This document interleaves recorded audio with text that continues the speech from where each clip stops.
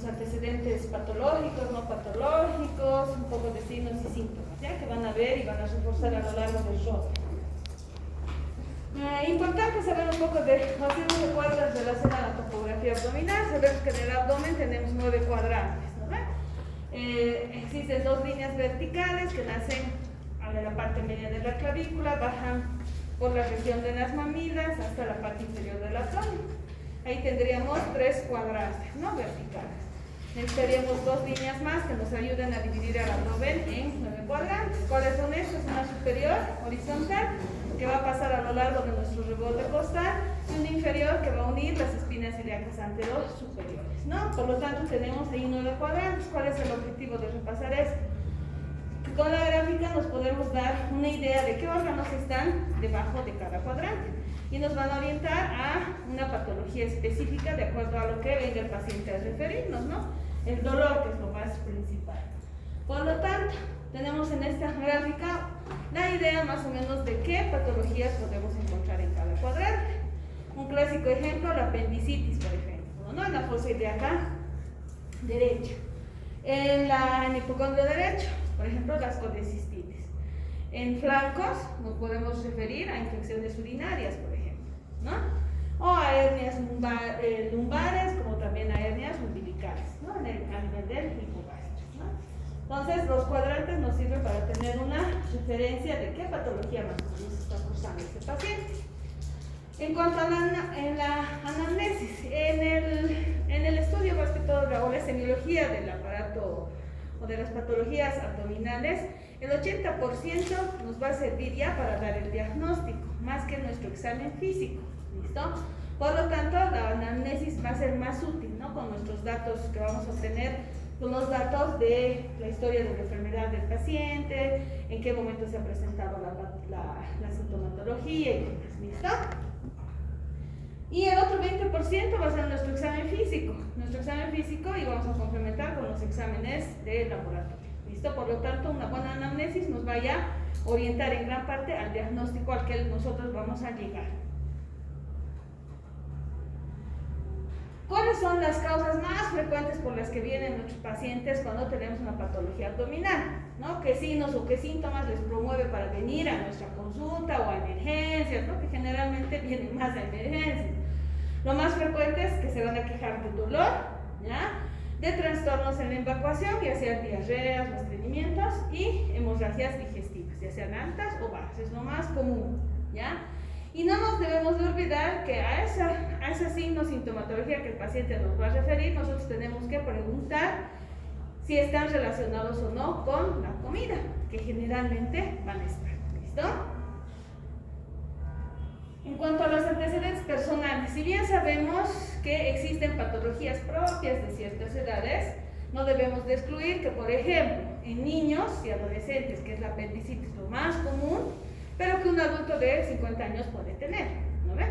Pero siempre por la edad nos va a orientar más o menos a qué patología puede tener, pero no se debe dejar de lado, ¿listo?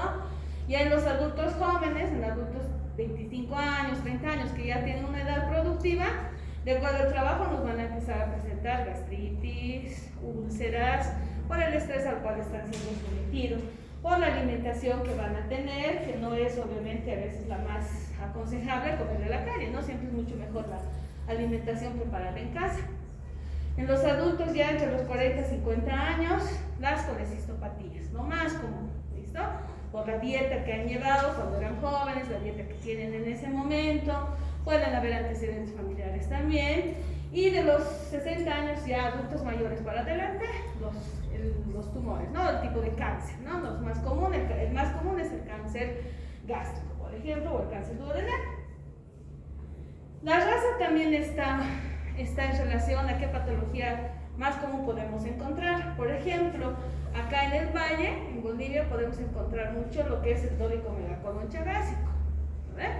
Es muy común, especialmente en el campo, en el valle, el Chagas puede contraerlo y puede afectar no solamente al corazón, sino también al intestino grueso, ¿listo? El estreñimiento también se ha visto que es muy frecuente en la raza blanca, ¿no? En cuanto al sexo, Se ha visto que en el sexo masculino lo que más predomina son las neoplasias de labios, cáncer de estómago, las gastritis, la enfermedad de Crohn, las úlceras pépticas, a diferencia de la mujer, que son las colecistopatías las más comunes. Van a ir a ustedes al hospital, van a ir a practicar, ver cirugía, a ver, hagan su propia estadística ustedes y vean ahí, ¿no? Si las mujeres siempre tienen mayor frecuencia de colecistopatías, ¿no? Operadas, que han sido tratadas en emergencia en relación, por ejemplo, al varón, que es más frecuente en las gastropatías, ¿no? A consecuencia de las colecistopatías, las literisis intrahepáticas y el estreñimiento, ¿no? Que siempre por el pudor, un poco la mujer es más pudorosa que el varón, entonces más frecuente el estreñimiento. De acuerdo a la profesión que el paciente pueda tener, si están sometidos a mucho estrés, por ejemplo, gente que es, no sé, ocupa cargos importantes en una empresa, los mismos médicos, odontólogos, personal de salud y demás, pueden estar sometidos a la presencia de úlceras duodenales, de colon irritable muy fácilmente, asociado a algunas otras patologías como la ansiedad, la depresión, ¿no? Y, por ejemplo, en el campo, lo que es el quiste hidatídico, ¿no? Que es muy común de aquellas personas que se dedican al cuidado de animales, ¿no? De las ovejas y demás. Muchas veces se ha visto que en una sola habitación están conviviendo tanto animales como los humanos, ¿no? Los que están a cargo de ellos, ¿no? Por ejemplo, los secretarios, las secretarias, los choferes están mucho tiempo sentados, por lo tanto nos van a producir alteraciones en la circulación a nivel de las venitas, a nivel del recto y del ano, van a producirnos hemorroides, ¿no? La cirrosis hepática, dependiendo de su nombre, es su fibrosita, por ejemplo, aquellas personas que están dedicadas al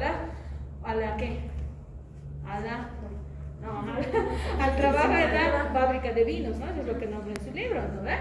Y que obviamente tienen que estar catando y demás, entonces puede producir a la larga la cirrosis hepática, por decir. En cuanto a los hábitos, muy importante, los hábitos tabáquicos, alcohólicos y de droga, ¿no? Como en todas las patologías, importante saber.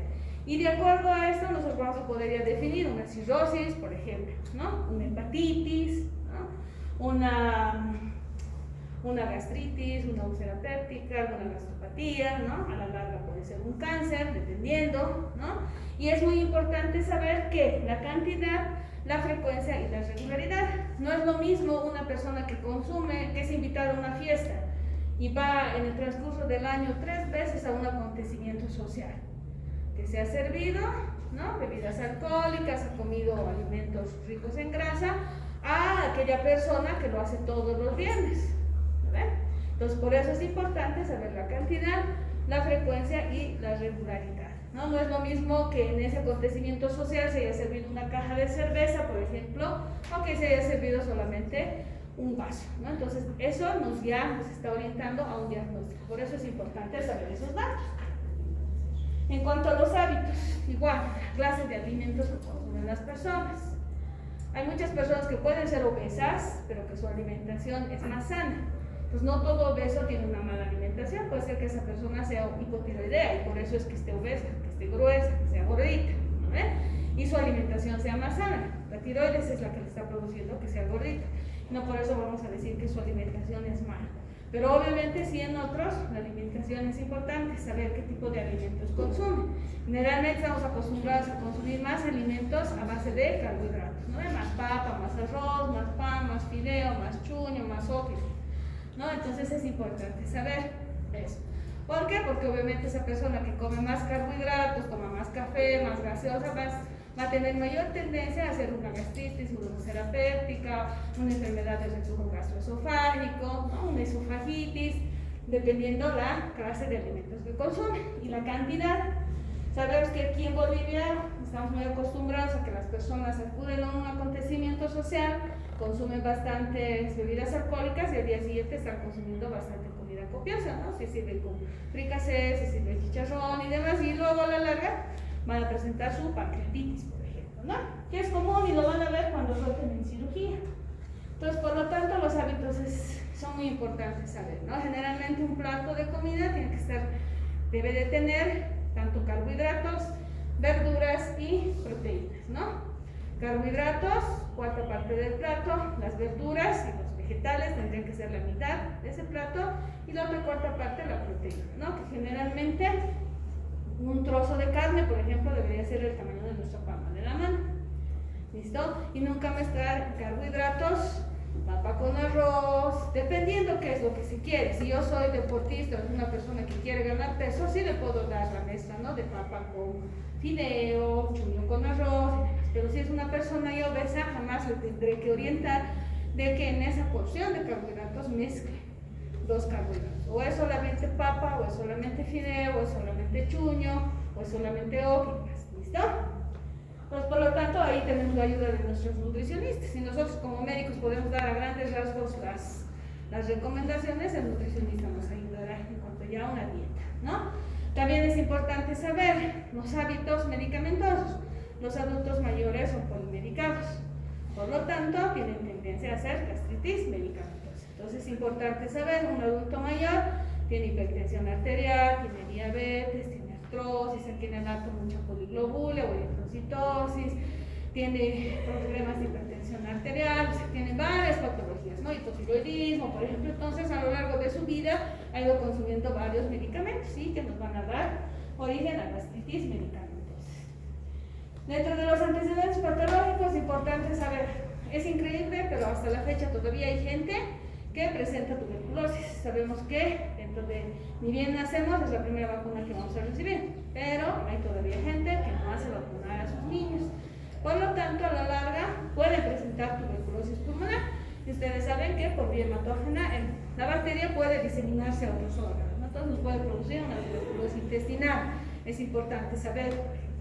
Antecedentes quirúrgicos repetitivos. ¿Por qué es importante? Porque a veces, si bien por fuera podemos ver que la piel está cicatrizada, por dentro la cicatriz puede ser que nos esté produciendo adherencias. Por lo tanto, existe alteraciones en el movimiento de los intestinos, ¿no? Entonces es importante saber dónde le han operado, cuándo le han operado, por qué le han operado, ¿no? Es importante en cuanto a los antecedentes quirúrgicos. Ustedes ya saben que tienen que recabar esos datos en la anamnesia. ¿Listo? Antecedentes familiares, importante. Se ha visto actualmente que las colecistopatías es muy frecuente, pueden ser heredadas, al igual que las úlceras también, ¿no? Entonces hay que preguntar si la mamá, el papá, el abuelo han tenido alguna de estas patologías. ¿Listo? Cuando hacemos la anamnesis de la enfermedad actual, hay 4 cosas que debemos de preguntar. ¿Por qué está viniendo? O sea, ¿qué tiene? ¿Qué le ha motivado a venir a la consulta? Náuseas, vómitos, dolor abdominal, o sea, ¿qué le ha producido? ¿Listo? ¿Qué es? ¿Por qué está viniendo? ¿Dónde? Si tiene dolor, ¿dónde está localizado? Ahí me sirve saber los cuadrantes, ¿no ve? Si es hipocondrio derecho, si es fosiliaca izquierda, si es hipogástrico, ¿listo? ¿Cuándo? ¿Desde cuándo ha presentado esa molestia? Hay molestias que solamente pueden presentarse en periodos agudos, dentro de 5 o 6 días, por ejemplo, con antecedente de gastritis. Esa persona ha comido, ha ido a beber, ha consumido bebidas alcohólicas, ha comido comida a base de carbohidratos, ¿listo? Entonces, ha comido hoy, mañana ya va a presentar la molestia. Entonces, tengo que saber, ¿eh? ¿Cuándo? Ha sido hoy día, o ha sido ayer. O hay patologías que durante el largo de los años, durante los meses de un año se van presentando. ¿Listo? Una mala higiene, por ejemplo, en el consumo de los alimentos. Se van a repetir las diarreas, por ejemplo, ¿no? Entonces hay que saber, tenemos que saber asociar con qué, dónde come, qué él ha notado que le produce la diarrea. Por ejemplo, hay gente que es intolerante a la lactosa, ¿no? Toma la leche, inmediatamente la diarrea, ¿no? Ha comido de la calle, inmediatamente diarrea. Entonces tenemos que saber cuándo, ¿listo? ¿Y por qué? ¿No? ¿Qué es lo que le ha desencadenado? Tal vez ha estado sometido a mucho estrés en el trabajo y ha presentado ya dolor abdominal, el tipo de tortijón, se ha estreñido o ha entrado al baño. Entonces tengo que saber qué es lo que le está desencadenando. ¿Listo? Es importante hacer esas preguntas. En cuanto a los signos y síntomas, ¿qué es lo más frecuente? Las náuseas, por ejemplo, ¿no? Ustedes saben que las náuseas es el deseo que la persona tiene de vomitar, pero que no siempre puede llegar al vómito, ¿no? Puedo tener náuseas en este momento porque he corrido mucho y eso no quiere decir que voy a vomitar. Entonces, Las náuseas también son una causa de que venga nuestro paciente, pero eso sí tenemos que saber diferenciar, ¿no? Si le va a producir un vómito o no le está produciendo un vómito, si está acompañado o no de vómito. ¿Listo? Por ejemplo, las embarazadas, para tener náuseas, muchas no llegan al vómito. ¿Listo? ¿Qué otros síntomas más es importante saber? Lo que son las arcadas, ¿no? Las arcadas a veces están después de las náuseas, viene la arcada y luego viene el vómito. ¿Listo? Entonces las arcadas no son nada más que contracciones rítmicas de los músculos respiratorios y abdominales que van a preceder obviamente al vómito. ¿Listo? ¿Qué más? La regurgitación y rumiación, que es muy frecuente en los niños, ¿no? Existe el reflujo del alimento del estómago, sube al esófago y puede detenerse, puede llegar a la boca. En ese caso hablamos de regurgitación. Y si la persona lo mastica y lo vuelve a deglutir, ya estamos hablando de lo que es la rumiación. ¿Listo? ¿Qué más? El vómito, que es muy frecuente y que el vómito también lo tenemos que saber estudiar. El vómito, que también se llama emesis. No es nada más que la expulsión violenta del contenido gástrico. ¿Listo? Tenemos que saber diferenciar nuestros vómitos o los vómitos que vamos a ver. Hematemesis, el vómito con sangre, cuando existe alguna lesión por encima del ángulo de Trenz. ¿Listo? Esófago, estómago, duodeno. ¿Listo? Pueden haber vómitos fecaloides, ¿no? Pútridos, ¿no? Con feo olor, a excremento y demás, ¿no? Generalmente se da por las obstrucciones intestinales. ¿Listo? También tenemos los vómitos biliosos, ¿no? Que se puede producir, que generalmente van a ser amarillos o pueden ser verdosos, ya tienen un sabor amargo en la boca y pueden producirse por afecciones hepáticas, biliares, ¿no? Vesiculares, la pancreatitis aguda, por ejemplo, o alguna obstrucción intestinal. Y los vómitos porráceos, ¿no? Que generalmente se producen por el daño de la mucosa. Porráceos van a ser entre verde y café, como la porra del café. ¿Listo?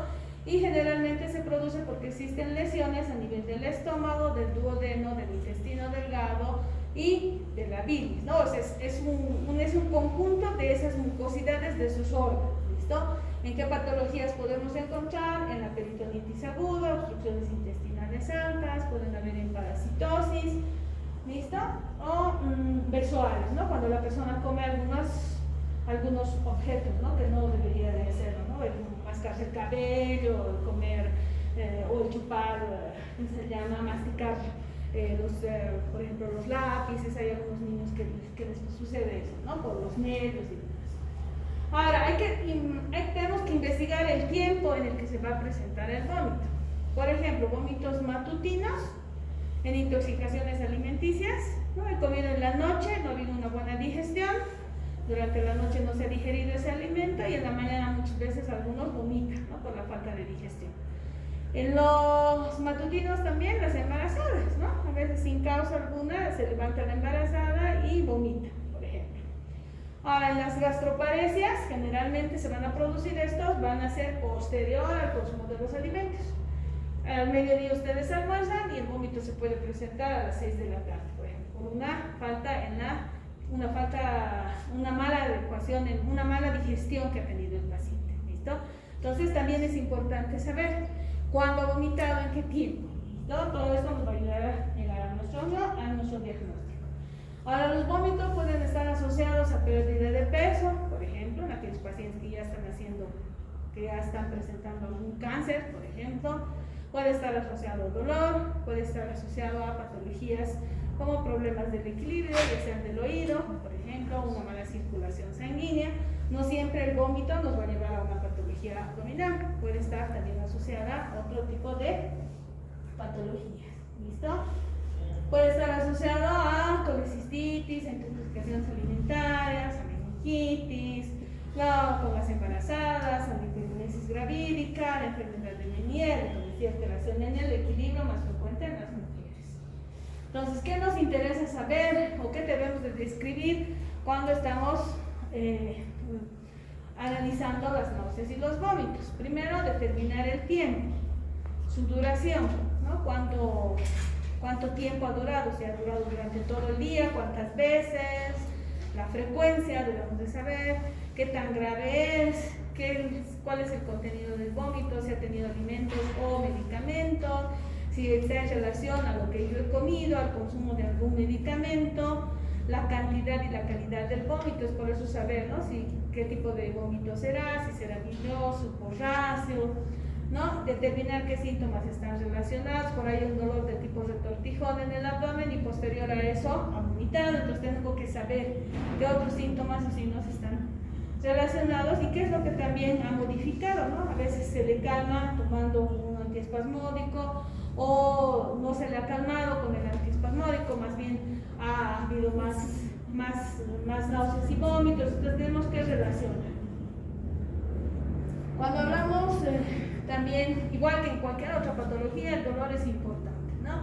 El dolor se va a dividir a nivel de las patologías abdominales en dolor visceral, dolor parietal y dolor referido.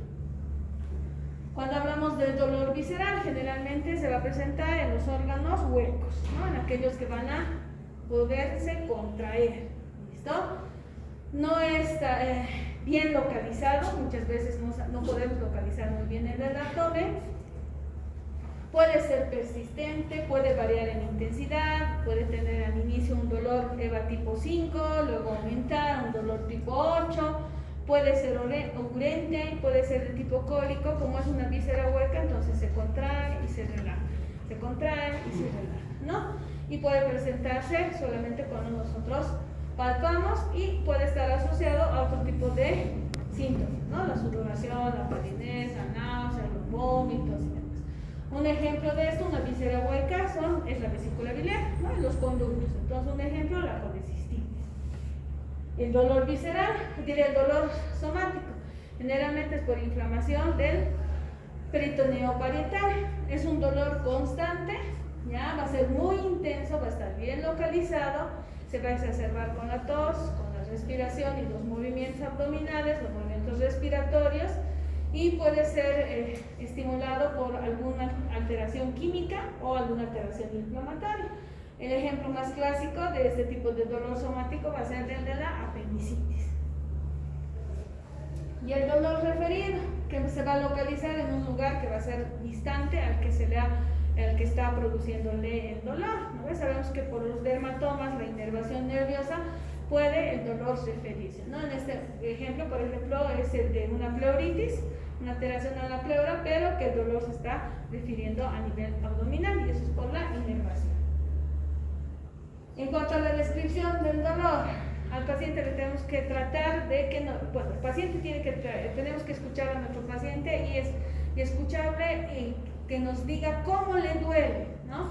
De acuerdo al paciente que nos indique cómo le duele, nosotros ya le daremos opciones de qué tipos de dolor, para que más o menos él nos diga si ese es el dolor que yo siento, ¿no? Primero tenemos siempre que escuchar, ¿listo? Después de escuchar, determinar cuál es el tipo de dolor, ya le preguntaré dónde ha empezado el dolor, si se ha irradiado, si se ha ido a otro lugar el dolor, cómo es el dolor, ¿ya? ¿Qué tan intenso es el dolor? Por eso nos sirve clasificar el dolor en la escala de EVA. ¿Qué le alivia el dolor? ¿No? Si con el vómito, por ejemplo, ha disminuido ese dolor.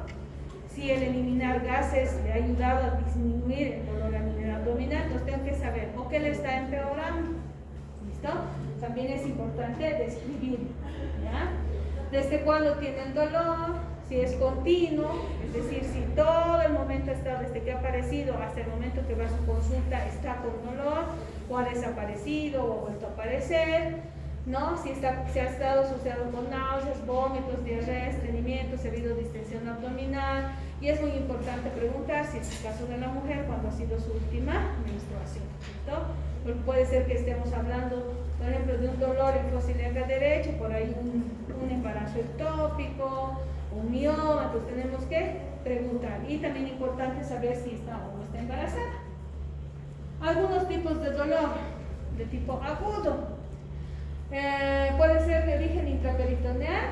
Esto generalmente se presenta en patologías inflamatorias, mecánicas, isquémicas, traumáticas o de endoperitoneo. El dolor, si va a ser extraperitoneal, puede ser torácicas, genitourinarias, metabólicas y monogénicas. El dolor abdominal crónico generalmente se va a caracterizar por las dispepsias. Cuando hablamos de dolor de tipo biliar, generalmente se localiza en el hipocondrio derecho, puede irradiarse, ustedes van a escuchar y van a ver en cirugía cuando vayan a llevar sus prácticas. El paciente a veces dice, ha empezado acá, en el hipocondrio derecho y se ha irradiado a la espalda, ¿no? Dice que se acompaña de un dolor en mi espalda, ¿no? Entonces, se puede irradiar, ¿no? Y si le preguntamos qué es lo que le ha ocasionado el dolor, ¿qué cree usted que le ha ocasionado el dolor? Nos puede decir comidas copiosas, ¿no? Comidas que tienen bastante grasa. Y puede haber, obviamente, aparte del dolor, vómitos, puede estar con ictericia, incluso puede estar con fiebre. Si hablamos de un dolor de páncreas, el dolor generalmente va a ser de tipo punzante y va a estar en la parte alta del abdomen, en los cuadrantes superiores, puede irradiarse igual a la espalda, puede agravarse después de que el paciente come y puede presentar taquicardias, fiebres el paciente, sudoraciones, náuseas.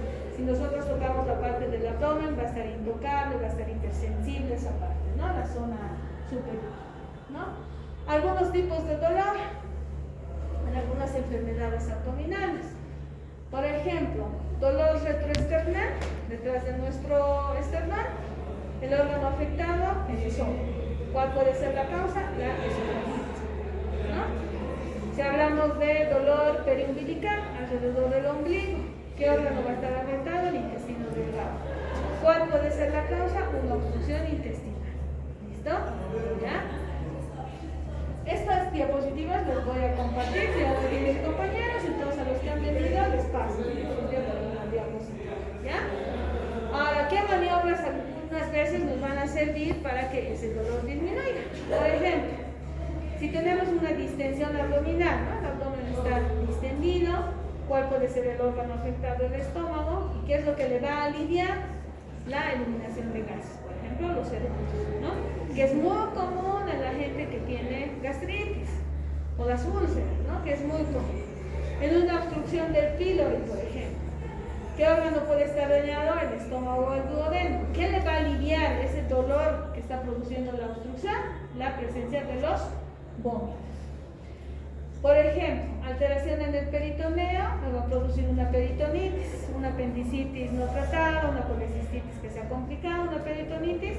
¿Qué le va a aliviar ese dolor que va a presentar en ese momento a nivel del abdomen? La afección de las rodillas. Entonces tenemos que saber algunas maniobras que nos van a ayudar a liberar el dolor, ¿no? El dolor que está presentando ese paciente. ¿Qué otros síntomas también son importantes por los que viene nuestro paciente a la consulta? La pirosis, que no es nada más que el dolor que lo va a localizar la persona en una esofagitis, por ejemplo, en una enfermedad de reflujo gastroesofágico, el dolor de tipo urente, nos va a decir ni quema el paciente, que se encuentra localizado detrás del esternón, la retroesternal. No solamente el dolor, esta pirosis se puede localizar detrás del esternón, puede incluso irradiarse al cuello, llegar incluso hasta la mandíbula. Aquellas personas que han tenido gastritis y que nunca se han tratado, me van a dar la razón, es un dolor muy intenso, ¿no? Y logra irradiarse. ¿Qué también puede sugerirnos el paciente cuando viene a nuestra consulta? La disfagia, ¿no? Que es la dificultad de deglutir los alimentos. Importante saber si la disfagia se presenta con un alimento líquido, con un alimento sólido o con un alimento semisólido. ¿Listo? Cuando empezado, igual que cuando preguntamos del vómito, de la misma frecuencia, de la misma manera, cuando empezado, la frecuencia, la regularidad, todo eso tenemos que preguntar. Generalmente cuando ya hay problemas del esófago, no solamente el gastroenterólogo es el que trabaja, tendría que trabajar acá juntamente con un fonoaudiólogo, ¿no? Que es el que va a tratar patologías de la deglución, ¿no? Que es muy común. Las diarreas, que es común especialmente en los niños. Ustedes cuando pasen pediatría van a ver las diarreas y las neumonías, que es muy común. No, que no es nada más que la presencia de 3 o más deposiciones líquidas en un periodo de 24 horas y su peso tiene que ser mayor a 200 gramos. ¿Listo?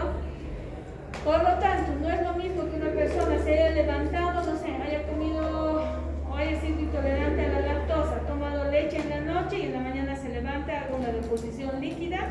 Eso no es diarrea, está presentando solo una deposición. Pero si ha tomado leche y está en el día ha defecado unas 5 o 6 veces y son líquidas, en ese caso sí yo puedo hablar de diarrea, por si acaso. ¿Listo? Hay diarreas agudas, hay diarreas crónicas y diarreas persistentes. Esto obviamente de acuerdo a la duración, igual que en la tos, ¿no? Hemos visto que de acuerdo a la duración va a haber una tos aguda, pero esto es lo mismo, ¿no? Agudas, crónicas y persistentes de acuerdo a la duración. ¿Listo? Pueden haber en los niños diarreas bacterianas, virales y diarreas parasitarias. ¿Listo? Las diarreas crónicas pueden ser inflamatorias, osmóticas, secretorias, malabsortivas y de alteración en la motilidad intestinal. Todo esto generalmente ya en los adultos, ¿no? Cuando existen, por ejemplo, secretorias, cuando existe un aumento de la secreción del intestino, activan líquidos y electrolitos, por ejemplo, ¿no? Algo está pasando, no existe una buena absorción de los alimentos y por lo tanto se está eliminando. ¿Listo?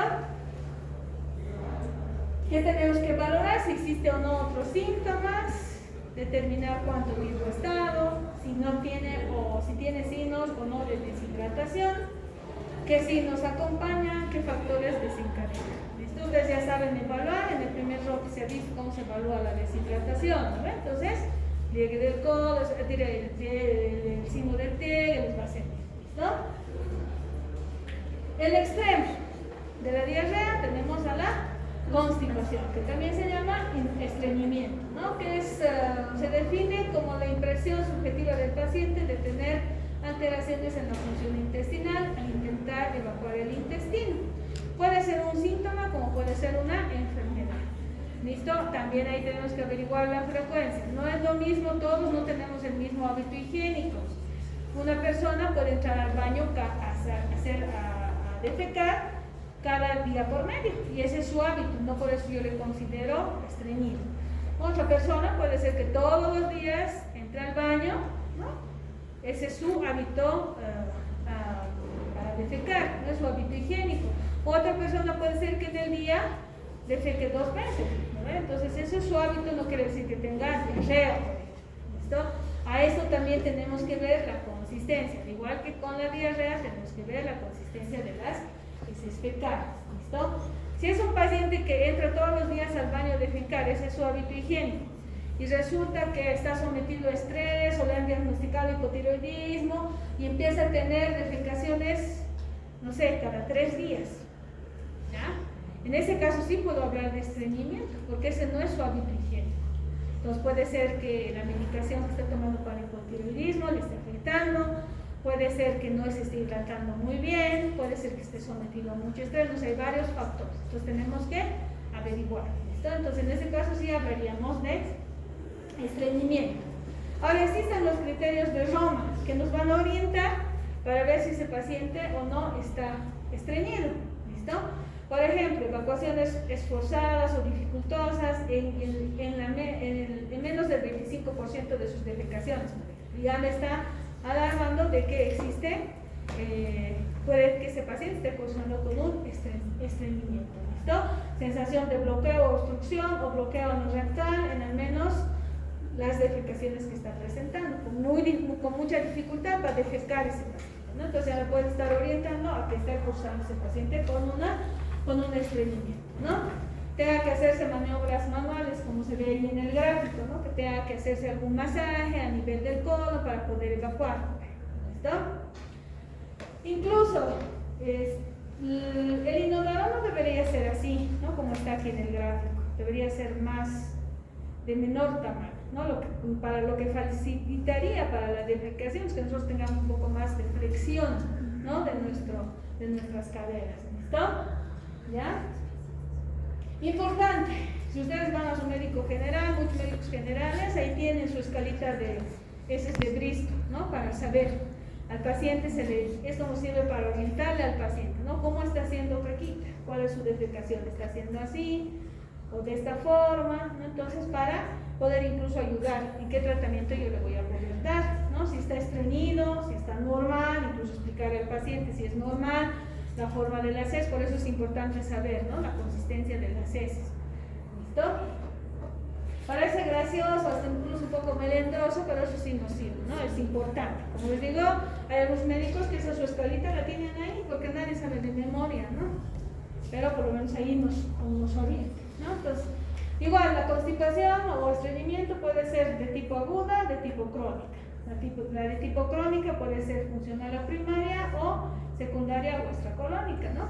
Las extracolónicas, por ejemplo, un mioma a nivel, no sé, un mioma en el útero, un mioma en los ovarios, por ejemplo, que por lo que está ocupando ese campo en el abdomen hace que no exista un buen movimiento de los intestinos y por lo tanto me está produciendo un estreñimiento, por ejemplo. ¿Listo? Entonces igual tenemos que determinar si es aguda, si es crónica, ver si no tiene otras condiciones, como les nombraba el hipotiroidismo, por ejemplo, ¿listo? La obesidad, ¿ya? Y obtener importante si existe o no el consumo de algún medicamento específico que le puede estar produciendo el estreñimiento. Hay algunos medicamentos que hacen que se retenga líquido, por ejemplo, y por lo tanto no hay una buena distribución de los líquidos y le van a producir estreñimiento al paciente. Entonces es importante saber. Importante dentro de lo que vamos a evaluar a las heces fecales, aparte de ver la forma, su consistencia y demás que el paciente nos diga, también es importante ver el color, ¿no ven? Se llama melena cuando existe expulsión de heces fecales negruzcas, ¿no? Como se ve ahí en el gráfico, hay quintranadas que pueden ser líquidas o pastosas, ¿no?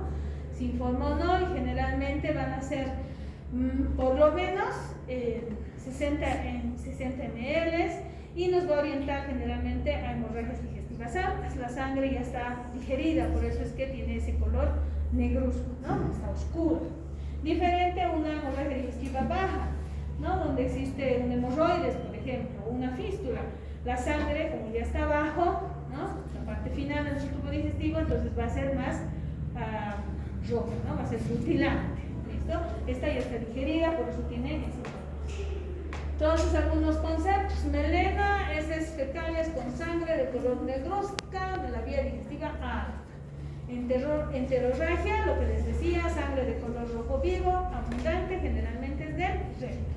Y la hematoquesia, que es sangre fresca, que se va a producir solamente durante la defecación. ¿Listo? Muy bien, ahí tienen la bibliografía. Su libro base, ustedes saben que es Argente Álvarez, pero también he sacado de algunas diapositivas, he sacado de estos otros libros. Si tienen alguna pregunta, jóvenes, compañero les va a pasar. Ya saben que es una base, yo siempre les digo a mis estudiantes, ustedes tienen que agarrar el libro, reforzar. Y cuando vayan a prácticas, salir de cualquier duda con sus docentes. ¿Listo? ¿Tienen